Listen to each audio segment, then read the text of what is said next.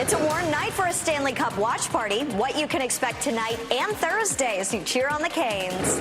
We are now 1 hour away from Game 4 of the Stanley Cup Final. Excitement and nerves from Caniacs as they make their way into Lenovo Center for this sold-out watch party. And there's a lot up in the air for the Hurricanes entering tonight's Game 4. I'll give you my must-haves on what it will take for Carolina to break even in Vegas. And we all know Rod Brind'Amour as a captain, a champion, and coach. But what was he like in high school? You could tell right from the very start that he was committed to doing well. We'll introduce you to the man who shaped the Canes coach. Hey, thanks for being with us here tonight at 7 o'clock. We've got a lot to talk about tonight. We do. So the Canes facing a pivotal game in the Stanley Cup, of course. NC State looking into LSU and seeing if they broke the law when they hired Will Wade. That's interesting. And why companies keep joining forces. We want you to join forces with us. Be part of the conversation as we do these stories. We want to know what your opinions are. So shoot us an email, 7 p.m. at WRAL.com. Let's start with the Canes. Really doesn't get much bigger than tonight. The vibes really take a drastic turn no matter the outcome I know. Tonight. So a win that has the boys headed home, all tied up. That would be 2-2. That would be huge. Yep. All right, having a Game 5 back here with all that happening. A loss, though, puts us on the brink of losing the series and therefore the Stanley Cup. So let's take you live. This is inside T-Mobile Arena in Las Vegas. The seats are starting to fill up there. We're getting close to the puck drop in Game 4. A lot of nerves in that building tonight. Oh, same situation in Raleigh, right? Outside Lenovo Center ahead of the watch party. WRAL's Carly Haynes is out there live. Carly, you've been out there all afternoon and evening. How are the fans feeling? Well, guys, I wish I saw you just about 30 minutes ago when these lines were completely wrapped around the parking lot here in front of Lenovo Center. People are excited, but, they understand the stakes are high here. The nerves are high, too. They say, you just can never count the Canes out. You got to watch through the whole game. We've seen that happen with double overtime. You cannot count them out, right? You got to watch all the way through. So I think they're ready for that again to support their team. They've now filed in. We're just about an hour away from puck drop, so they are ready for this. And it seems like it would be any other home game here with the amount of tailgaters that we saw outside. Right here in front of Lenovo Center, we have cornhole, we have the kiddos out playing their hockey, and this is all ages who are here today. Some of these kids look like they're in elementary school for the first time that the Canes are at the Stanley Cup Final. And then we're seeing adults who were in elementary school the last time the Canes were in the Stanley Cup Final. And once you're a Canes fan, you're a lifelong Canes fan. We met one guy who drove in from Delaware. He grew up in North Carolina, went to NC State. He lives away now, but he said he's got to come back to watch his team play. Being here is for 2009 me, us then little tiny baby me, just watching this and just seeing the joy of Raleigh. I'm we have to be there and see this all. And so this is what they're chasing right here. Another warning flag. We got this guy. He's ready to go. Let's go, Canes! Let's go, Canes! You'd never know. They're still amped up. Back to you guys. Everybody just wants to be part of the action. I get it. So much fun, Carly. Thank you. Let's send things out now to Las Vegas. Murph is there with the rest of the WRAL sports team inside the arena. Murph, not a whole lot of turf out in the desert, so let's keep this short. We still don't know who is going to start in goal for the Canes. Coach Brind'Amour keeping that one close to the vest. Tonight feels like a must-win. Yeah. Going down 3-1 is not ideal for the Canes. I have three must-haves for the Canes to win this game. Number one, they've got to stop Mitch Marner. Mitch Marner had a hat trick in Game 3. He is very much sneaking out behind the Canes defense.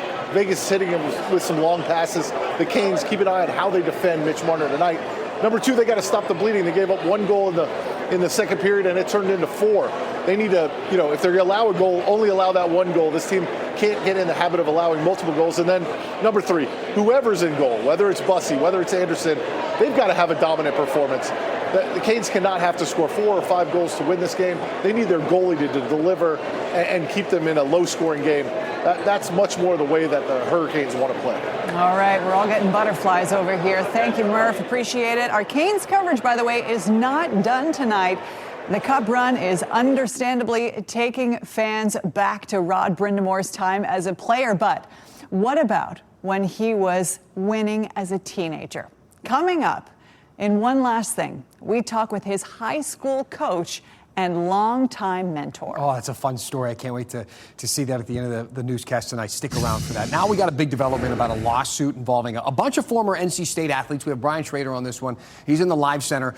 Brian, a judge tossing this case out at this point. Give us the background. What's happening here? We've been covering this for a long time, Dan, and all new at 7 o'clock. 31 former athletes filed a lawsuit accusing a former NC State trainer of sexual abuse. Well, today, a Wake County judge dismissed that suit. Robert Murphy worked as a trainer and assistant athletic director at NC State, and that group of male athletes sued Murphy and other NC State athletics officials, saying that Murphy had been sexually inappropriate with the athletes.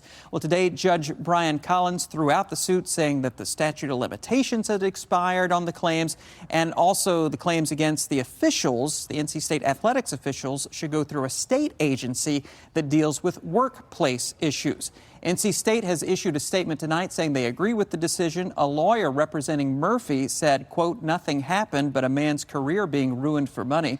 A lawyer for the athletes say they plan to appeal today's decision. Murphy is no longer with NC State University. Thank you, Brian. As we get you caught up now on the rest of the news today, these are the 5 things you should know right now. NC State is investigating LSU over how Will Wade left Raleigh for Baton Rouge. The whole recruitment of him. In a letter, the NC State attorney is saying they believe LSU could have worked with Wade to avoid a larger buyout fee. That'd be a problem. Can't do that. Wade says his departure, though, was mischaracterized. A federal judge says the man accused of killing a woman on a Charlotte light rail train cannot stand trial. Instead, DeCarlos Brown will be admitted to a mental hospital for treatment. Brown is accused of killing Irina Zarutska, of course, last year, sparking nationwide outrage.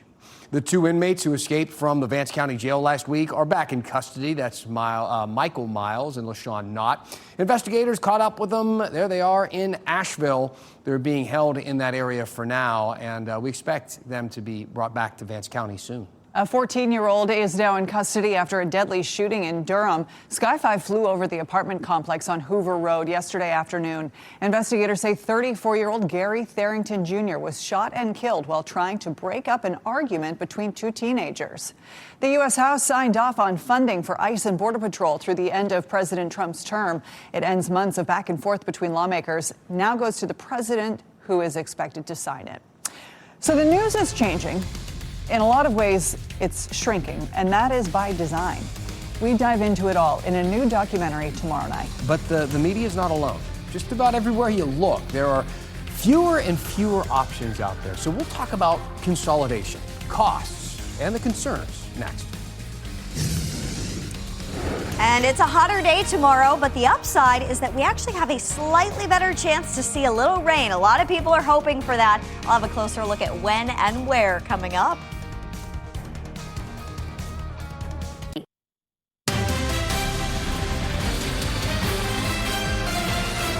The newest WRAL documentary debuts tomorrow night. It's called Left Uncovered. It's all about local news and how it is slowly disappearing in communities across North Carolina and the U.S. A big reason for this is consolidation, companies merging, becoming even bigger companies. We've talked about this before here at 7 o'clock. 2 of the biggest ownership groups in local television now in the country want to become just one. Here is a clip from tomorrow's documentary. Nexstar continued to try and acquire Tegna, a deal valued at $6.2 billion, but there was pushback. Well, they tried to rush through the merger. North Carolina Attorney General Jeff Jackson and AGs from 7 other states filed a lawsuit to block the merger, arguing it will raise prices and violate federal antitrust laws. We filed a lawsuit, and then within 24 hours, they got the FCC to waive their own rules and sign off on that merger. They got the U.S. DOJ to drop its investigation. For all of this to happen within 24 hours, extremely strange. We said, hey, Judge, they're trying to get around you. A federal judge halted the merger. Tegna, the CEO, got his parachute, and all of a sudden, this judge says this deserves to have a debate. Nicole Vapp has worked as a journalist for 30 years for Tegna and then CBS News before getting laid off last year. She now writes about media consolidation and the impact on places like her hometown of Denver, where there is a Tegna station and a Nexstar station. So you're losing an entire news organization in this process, is the fear. One thing we lose with that is perspective, but another thing we lose with that is competition. At the National Association of Broadcasters show in Las Vegas, Nexstar CEO Perry Sook defended the merger in a conversation the company posted snippets of. He said local broadcasters need size to compete with streaming services. We compete against Google, we compete against Amazon, we compete against Netflix.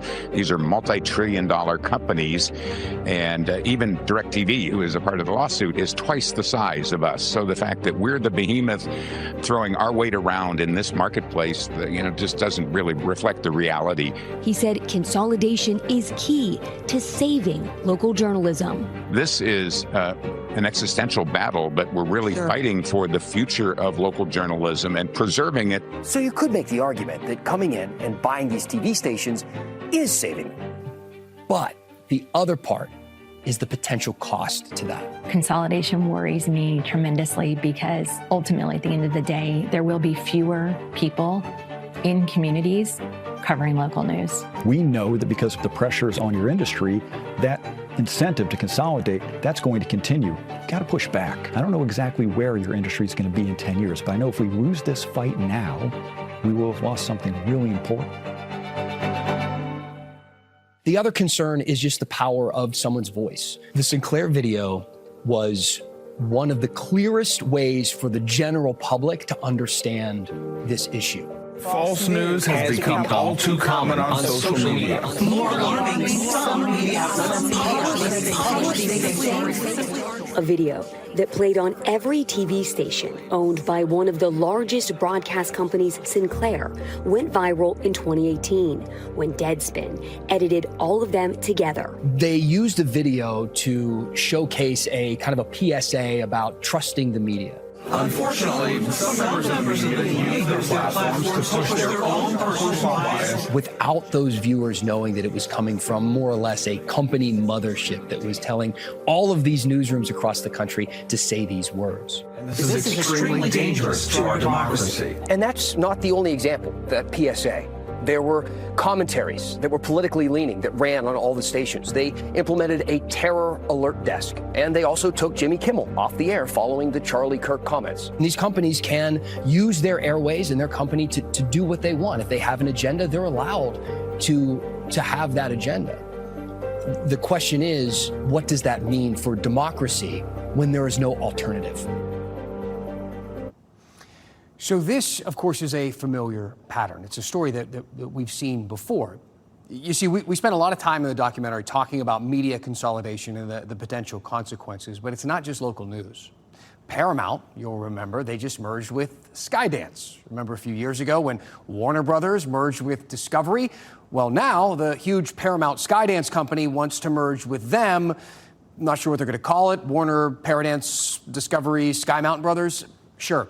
But again, it's not just the media. We've reported on a ton of proposals to merge Wake Med and Atrium Health, right? Next month, Discover Credit Card.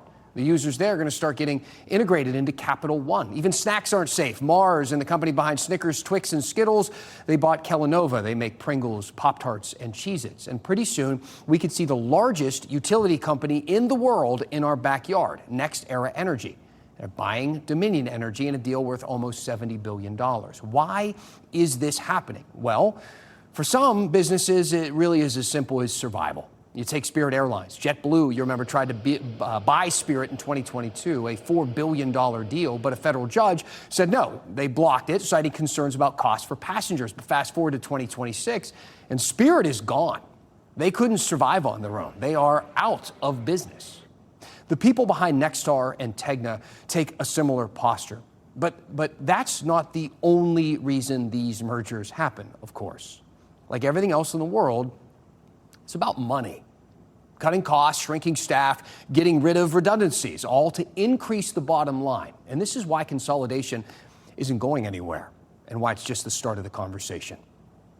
We'll go a lot deeper, of course, into this tomorrow as you watch Left Uncovered inside North Carolina's news deserts. Again, that's tomorrow night at 7:30 on WRAL. Right after this newscast, you can see it wherever you stream WRAL. In the meantime, let us know what you think about this topic. Send us an email, 7 p.m. at WRAL.com. What do you think about these mega mergers in media or anywhere else? Tell us what's on your mind, and we'll talk about it here at 7 o'clock. Kat? Let's talk about some fun now. We've got the Canes watch party happening tonight at Lenovo Center.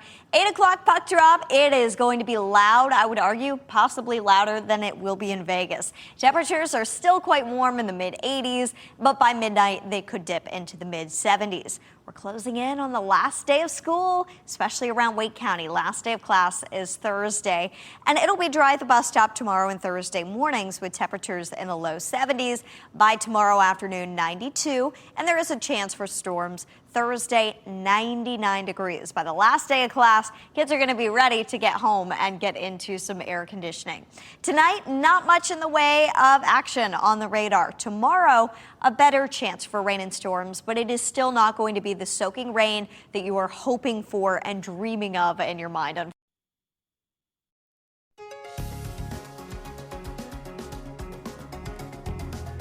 Tonight's one last thing is a good one, and it's a bit of advice for Coach Rod Brind'Amour ahead of Game 4. This isn't just any advice. This is from Brind'Amour's mentor, his coach, when he was just a kid with a dream. Once you go high, we want F3 to be. Hard work, focus, commitment to the goal. We know this is what Coach Rod Brind'Amour is all about. Now we know the man who helped shape those traits. I'd like to mention a guy named Barry McKenzie. Brind'Amour attended Athol Murray College of Notre Dame in Saskatchewan, Canada. His hockey coach was Barry McKenzie, a former Canadian Olympic athlete. No, he's been the biggest influence on me. And we caught up with McKenzie from his home in Ontario. You could tell right from the very start that he was committed to doing well and focused. The 1988 Varsity Hounds were quite a team. Brind'Amour front and center, NHL great Curtis Joseph on the far left. McKenzie says Brind'Amour always gave it 110%. The teachers and the residences would say how Rod would get up in the morning and work out, and kind of had a following of people that would work out with him or around him. That commitment had early results. In 1987, when Brind'Amour was in 11th grade, he was the team MVP. A year later, the Hounds won the Canadian Junior A Championship. Fast forward nearly 40 years, Coach McKenzie is still watching his MVP as Brind'Amour chases his second Stanley Cup, his first as an NHL coach. What does Rod Brind'Amour need to hear right now from you? To coach his team the same way that he played. I think they just got to keep playing the way they're playing and correct the mistakes. Advice from Coach's coach ahead of Game 4. Oh, I love it. I love it. Yes. I love that you tracked him down. Oh, it was a great conversation. Fingers crossed for Game 4. All right, some quick feedback from some of you watching at home tonight. We got an email. It's a pretty good one from Carrie, wondering with the watch party at the Lenovo Center, is the price of concessions the same as the regular games? We do have a bit of an answer. Not all the concession stands are open, but the ones that are do have some discounted items available. So it's a little cheaper. Rally towels are free. The parking is free. When can you say that? That's a big one. Yeah, yes. Exactly. Okay, here's a good one. No name on this email, but I love the way you think. Just wondering, just the guys got to go to Vegas? Don't worry. We'll see. We'll see. We'll see what happens with the next game. I think, is it Monica Casey and I might be heading out? Yeah, exactly. We'll see. Let's not put the cart. I'm going to give her $20 to put on blackjack table. Yeah, you know what? Girls are lucky. Also, I got an email from Sandra tonight before we go. She said, "What's the white specks on your shoulder?" Very discerning viewer. Could be dandruff. I'm not sure. A little head and shoulders on the horizon for me. I don't know. I'll keep an eye out. Thank you, Sandra. Thanks for watching, everybody. Keep sending in those emails about my hair and shoulders. Yeah, let's get this off.